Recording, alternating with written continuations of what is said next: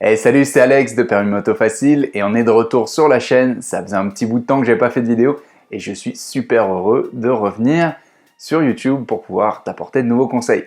Depuis 2020, on a la réforme du permis moto qui est entrée en vigueur et avec ça, une nouvelle épreuve, le code moto, l'épreuve théorique moto ou encore l'ETM, tout ça, c'est la même chose.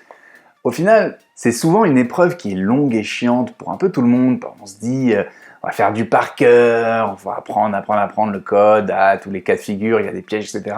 Et mon but avec cette nouvelle série de vidéos, c'est de rendre ça un peu moins chiant, donc un peu plus fun cette épreuve, et surtout que tu passes un peu moins de temps, de sorte que tu sois beaucoup plus efficace et que ce soit beaucoup plus rapide.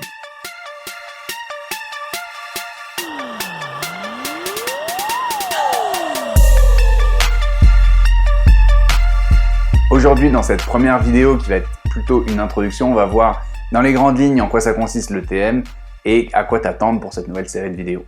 Donc mon but avec cette nouvelle série de vidéos, c'est pas de répéter ce qu'il y a dans les bouquins mot pour mot, là, t'as déjà ton code Rousseau, ton prépa code ou whatever. Le but, c'est de t'apporter des stratégies et des techniques d'apprentissage qui vont te permettre en fait, d'optimiser tout ce que tu fais. Ce fameux 20% de changement qui apporte 80% des résultats, qui va te permettre donc d'y passer moins de temps, d'être moins dans le par cœur, là, la répétition un peu, je relis, je fais des quiz à n'en plus finir, et de rendre ça un peu plus intéressant, et surtout plus efficace. Alors commençons, c'est quoi l'ETM? C'est l'épreuve théorique moto, ou encore le code de la route moto, code moto, chacun a son petit nom pour cette épreuve, et le principe c'est qu'avec la nouvelle réforme du permis 2020, maintenant c'est devenu une épreuve obligatoire pour le permis A1 comme A2. Ce code moto, il est valable 5 ans dans la limite de 5 présentations à l'examen. C'est un quiz de 40 questions, dont 10 questions seront en vidéo, donc c'est une petite nouveauté, c'est cool.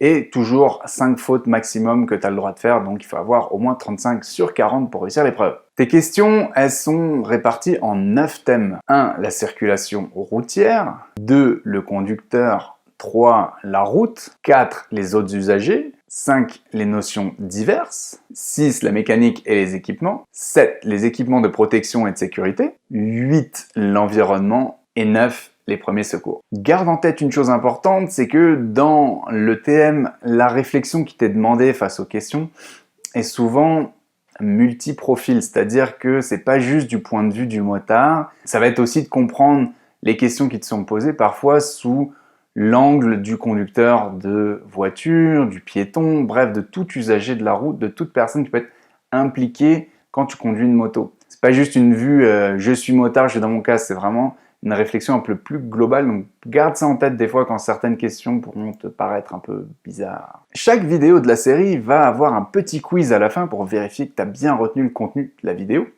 Et donc notre premier quiz, il va être assez simple vu qu'on est sur une vidéo d'introduction. Première question, combien de temps est valable ton ETM? Deuxième question, combien de fautes maximum peux-tu faire à l'examen de l'ETM?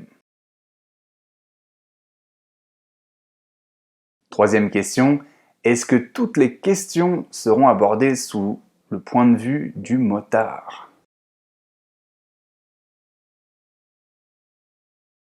Finalement, si tu devais expliquer à un ami qui n'y connaît rien ce que tu viens d'apprendre dans cette vidéo, qu'est-ce que tu lui dirais avec tes mots à toi? Je t'invite à y réfléchir et à partager ça dans les commentaires sous la vidéo.